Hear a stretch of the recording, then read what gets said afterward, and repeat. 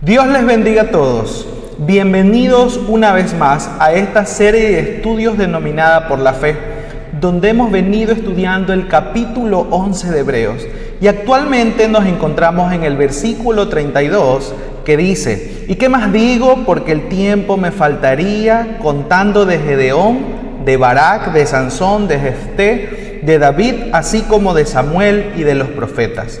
Y hemos venido estudiando la vida de los profetas.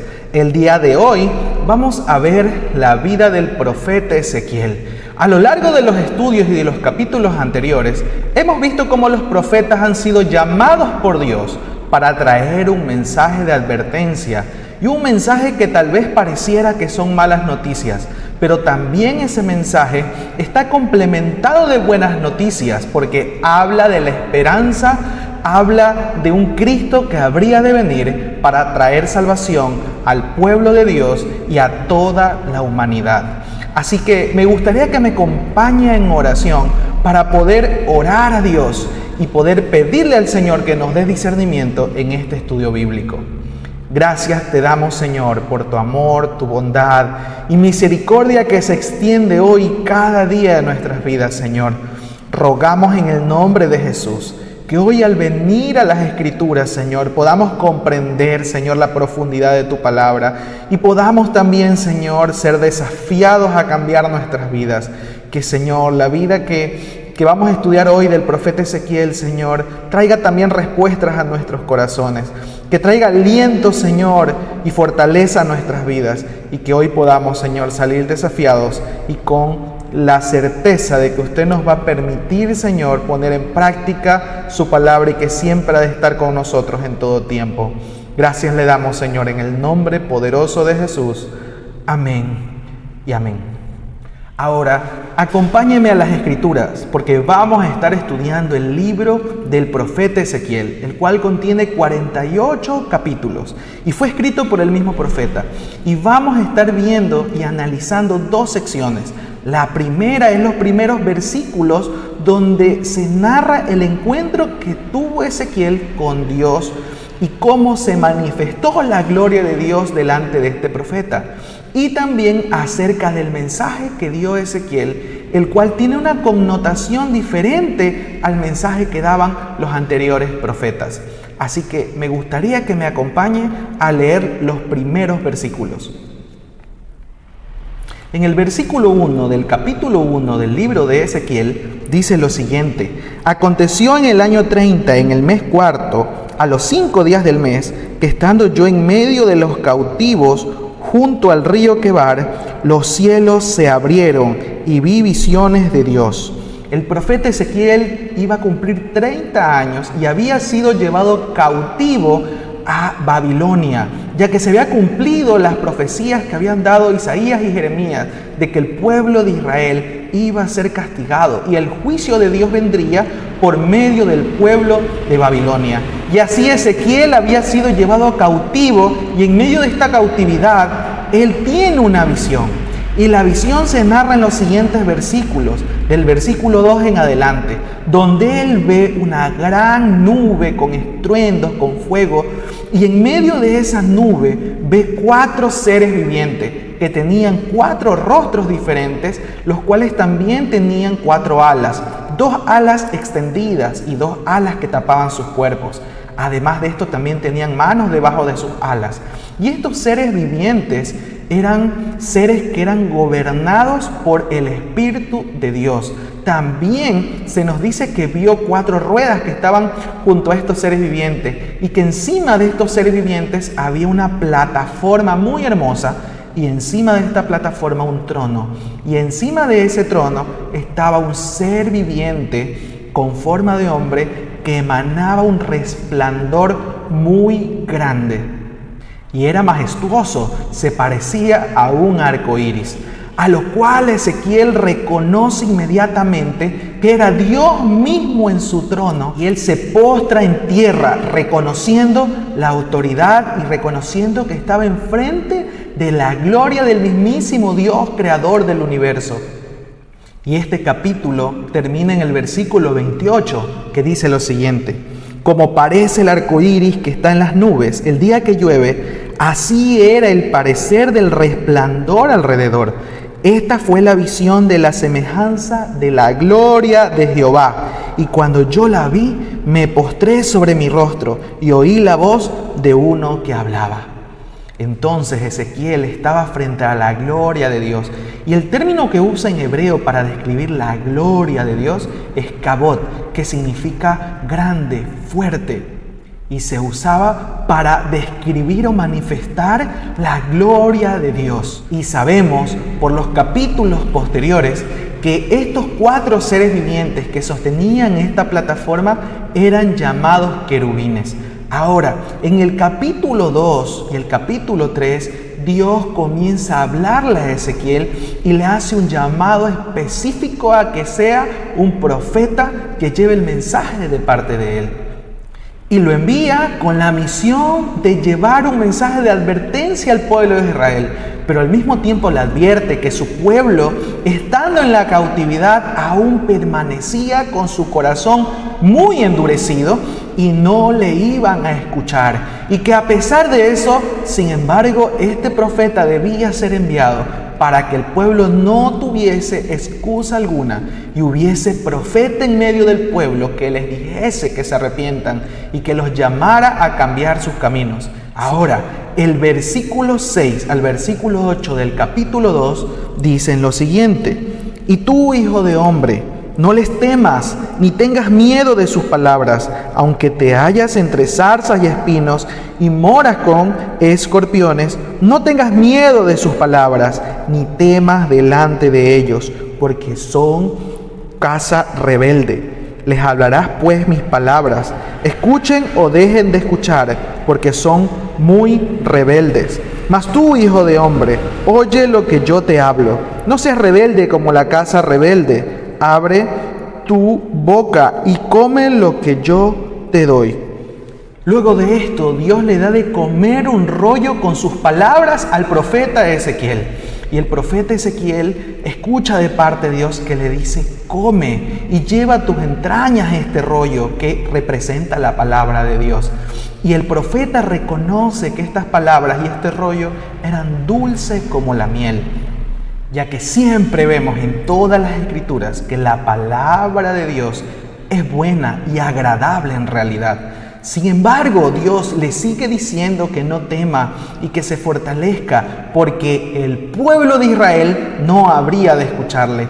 Por eso Ezequiel significa fortalecido por Dios, ya que él necesitaba ser fortalecido para llevar a cabo su misión. Y ahora vemos cómo esto le causó gran asombro e indignación a Ezequiel, por cuanto el pueblo iba de recibir una palabra, pero no la iba a obedecer. Por eso se queda 7 días atónito en medio de los cautivos y no hace ninguna otra cosa hasta que Dios nuevamente lo llama y le da más especificaciones acerca del llamado que habría de tener para llevar su mensaje. En el capítulo 3, versículos 17 al 19, dicen lo siguiente: Hijo de hombre, yo te he puesto por atalaya a la casa de Israel. Oirás pues tú la palabra de mi boca y los amonestarás de mi parte. Cuando yo dijera al impío, de cierto morirás, y tú no le amonestares ni le hablares para que el impío sea apercibido de su mal camino, a fin de que viva, el impío morirá por su maldad, pero su sangre demandaré de tu mano. Pero si tú amonestares al impío y él no se convirtiere de su impiedad y de su mal camino, él morirá por su maldad, pero tú habrás librado tu alma. Y acá vemos cómo Dios le da una advertencia acerca de la misión que debía de llevar. Y le dice que él sería un atalaya. Ese término atalaya significa centinela o un siervo vigilante, el cual advierte de un inminente peligro al pueblo.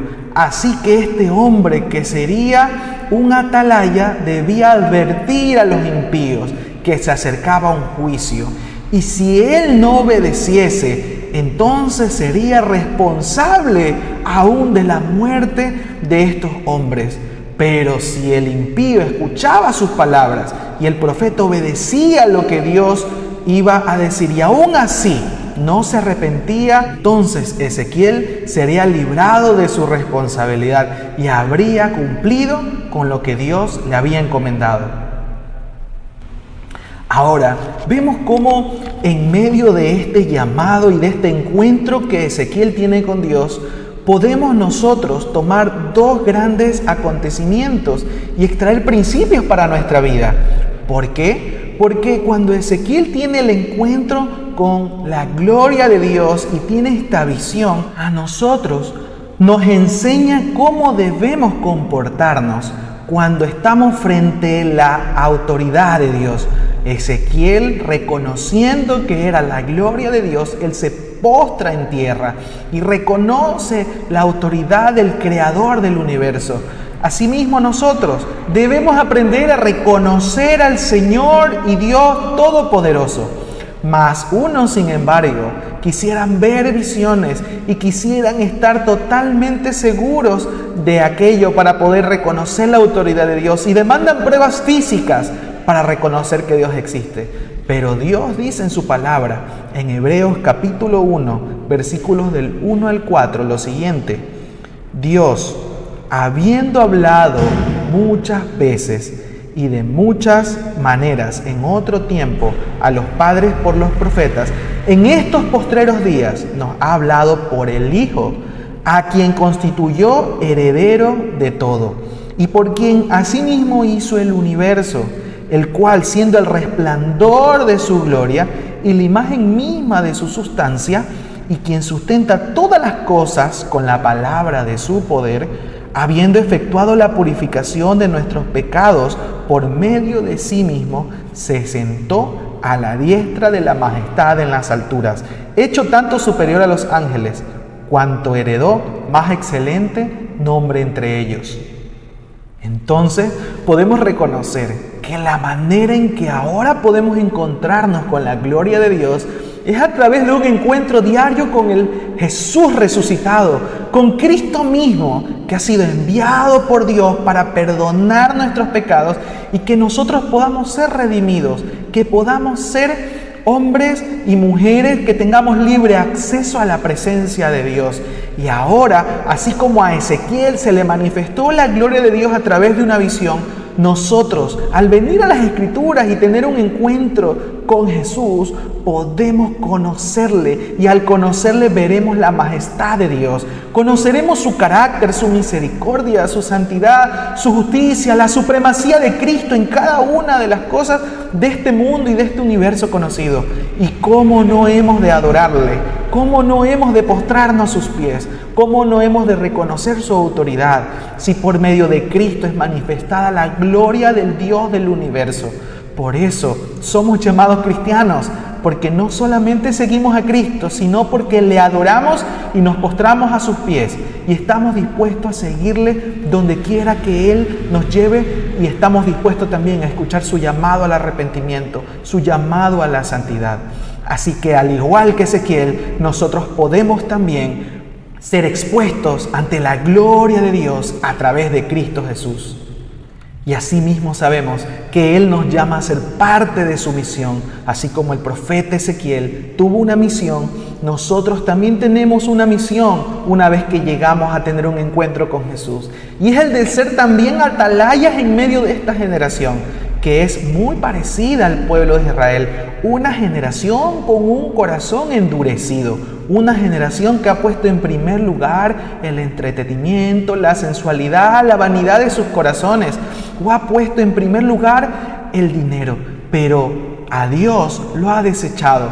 Cuando nosotros vayamos con el Evangelio y cuando nosotros anunciemos acerca de la venida de Cristo, entonces nosotros seremos atalayas también, que llevamos un mensaje de advertencia para que la gente pueda acercarse a Dios a través de Cristo Jesús. Y estaremos también cumpliendo un llamado como Ezequiel cumplió la misión que Dios le estaba encomendando.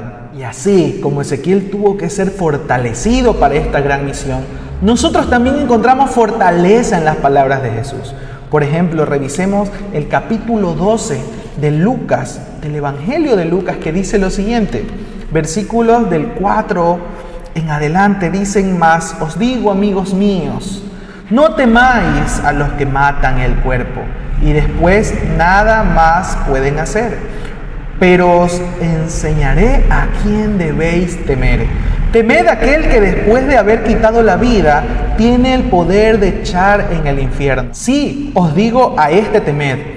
¿No se venden 5 pajarillos por 2 cuartos? Con todo, ni uno de ellos está olvidado delante de Dios, pues aún los cabellos de nuestra cabeza están todos contados. No temáis, pues más valéis vosotros que muchos pajarillos. Y en el mismo capítulo, el versículo 11 dice, cuando os trajeren en las sinagogas y ante los magistrados y las autoridades, no os preocupéis por cómo o qué habréis de responder o qué habréis de decir, porque el Espíritu Santo os enseñará en la misma hora lo que habéis de decir. El versículo 32 dice, no temáis a nada pequeña, porque a vuestro Padre le ha placido daros el reino. Vended lo que poseéis y dad limosna. Haceos bolsas que no se envejezcan, tesoro en los cielos que no se agote, donde ladrón no llega ni polilla destruye. Porque donde está vuestro tesoro, allí estará también vuestro corazón. Entonces, así como Ezequiel era fortalecido por Dios para cumplir esa misión, nosotros somos fortalecidos por la palabra de Cristo que nos llama a no temer. Y que si no sabemos cómo vamos a enfrentar las diferentes situaciones para llevar su mensaje, no deberíamos preocuparnos, porque el Espíritu Santo habita en nosotros y ha de recordarnos la palabra que viene de Dios para poder hacer frente a cualquier persona que demande acerca de la verdad de Cristo. Y así entonces cumpliremos con el llamado que Dios nos ha hecho de ser parte de su plan redentor. Pero recordemos también que somos responsables de hacerlo, porque si no rendiremos cuentas a Dios por aquellas personas que tenemos cerca y que pudiésemos haberle dado la palabra de Él, dado el Evangelio, pero no lo hicimos por ser siervos negligentes o perezosos. Y un día estaremos delante de Dios y Él va a demandar de nosotros y rendiremos cuentas acerca del llamado que nos ha hecho para poder llevar su Evangelio. Ahora, analicemos un poco el mensaje del profeta Ezequiel hacia el pueblo, el cual tiene una connotación un tanto diferente a la de otros profetas, ya que él no solamente comunicó el mensaje a través de palabras, sino que él tuvo que vivir ciertos desafíos para dar a entender al pueblo lo que le iba a pasar. Sin embargo, este pueblo era muy rebelde. Y veamos acerca de su mensaje. El profeta Ezequiel usaría actos simbólicos para traer el mensaje de parte de Dios.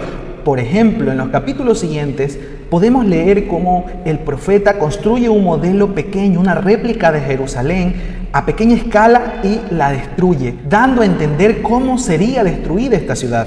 También se rasura el cabello y lo corta con una espada y permanece atado por más de 390 días del lado izquierdo y 40 días más del lado derecho, comiendo alimentos que Dios le había especificado con muy poca agua y habían sido cocinados sobre el fuego que ardía de excrementos, para representar todo lo que el pueblo de Jerusalén iba a sufrir cuando caiga, ya que recordemos que los babilonios iban de traer el juicio de Dios en diferentes etapas, y lo que habría de venir es que todo Jerusalén iba a ser destruida. Y este es el mensaje que da el profeta Ezequiel, simbólicamente representado a través de vivencias que él tuvo que hacer y que Dios le indicaba para que el pueblo entendiese cómo iba a suceder cada una de las etapas del juicio de Dios.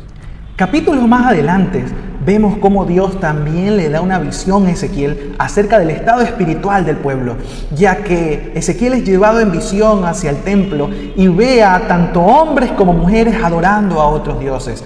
Y habían sacerdotes y hombres del pueblo de Dios que se encontraban aparentemente en intimidad sin que nadie los viera, levantando incienso a figuras extrañas y adorando a otro tipo de seres vivientes. Así que Dios le muestra por qué iba de llevarse el juicio hacia Jerusalén y hacia el pueblo. Sin embargo, Dios también le manifiesta a Ezequiel que aunque su presencia ya no estaría en el templo, Dios mismo no abandonaría a su pueblo y que Él mismo iba a restaurar a su pueblo al traer un remanente que habría de venir, y se describe en Ezequiel capítulo 11. En los versículos 16 al 20 vemos lo que dice: Por tanto di, así ha dicho Jehová el Señor, aunque les he arrojado lejos entre las naciones y les he esparcido por las tierras, con todo eso les seré por un pequeño santuario en las tierras donde lleguen. Di por tanto, así ha dicho Jehová el Señor: yo os recogeré de los pueblos y os congregaré de las tierras en las cuales estáis esparcidos, y os daré la tierra de Israel. Y volverán allá y quitarán de ella todas sus idolatrías y todas sus abominaciones. Y les daré un corazón y un espíritu nuevo pondré dentro de ellos. Y quitaré el corazón de piedra de en medio de su carne y les daré un corazón de carne, para que anden en mis ordenanzas y guarden mis decretos y los cumplan, y me sean por pueblo y yo sea a ellos por Dios. Y este mensaje era importante, porque a pesar de que el juicio era inminente, el pueblo de Israel podía confiar que Dios cumpliría la promesa que había sido dada por los otros profetas también, de que vendría un tiempo en que un remanente iba a ser levantado y ese remanente iba a tener un corazón de carne, ya no un corazón endurecido, sino un corazón dispuesto a obedecer todo lo que Dios les demandara. Y en los capítulos siguientes, el profeta Ezequiel habla acerca del inminente juicio de Israel, pero también habla del inminente juicio de otras naciones que habían cometido lo malo delante de Dios, cuyos reyes se habían levantado como dioses, estableciendo lo bueno y lo malo que debían hacer los seres humanos. Y para esto Dios también traería juicio a través del pueblo de Babilonia. Y Ezequiel dice y habla acerca de cómo habría de llevarse estos juicios. Asimismo también, en el capítulo 34, Dios habla a Ezequiel y vuelve a describir cómo sería esa restauración que Dios traería. Por ejemplo, en el capítulo 34, en el versículo 22, dice lo siguiente: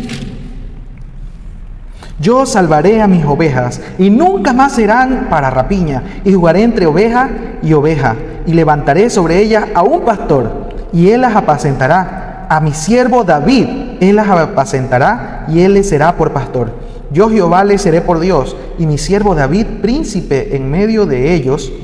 Yo Jehová he hablado. Y vemos cómo Dios promete a un nuevo David, a un nuevo rey mesiánico que habría de venir, el cual sabemos que esta profecía se cumple en Cristo Jesús, que sería del linaje de David, pero sería un rey mesiánico cuyo reino no tiene fin. Y para esto entonces conocemos que Cristo es el cumplimiento de profecías que Ezequiel daba al pueblo de Dios. En el capítulo 36 de Ezequiel vemos cómo también describe este mensaje de esperanza. Los versículos 24 hasta el versículo 28 dicen lo siguiente: y yo os tomaré de las naciones y os recogeré de todas las tierras y os traeré a vuestro país. Esparciré sobre vosotros agua limpia y seréis limpiados de todas vuestras inmundicias y de todos vuestros ídolos os limpiaré. Os daré corazón nuevo y pondré espíritu nuevo dentro de vosotros. Y quitaré de vuestra carne el corazón de piedra y os daré un corazón de carne. Y pondré dentro de vosotros mi espíritu y haré que andéis en mis estatutos y guardéis mis preceptos y los pongáis por obra. Habitaréis en la tierra que di a vuestros padres y vosotros me seréis por pueblo y yo seré a vosotros por Dios. Y en el capítulo 37 vemos cómo Dios, a través de una visión que le da a Ezequiel, lo lleva a entender cómo habría de ocurrir este nuevo nacimiento espiritual. Vemos cómo Ezequiel es llevado a un valle donde hay huesos secos.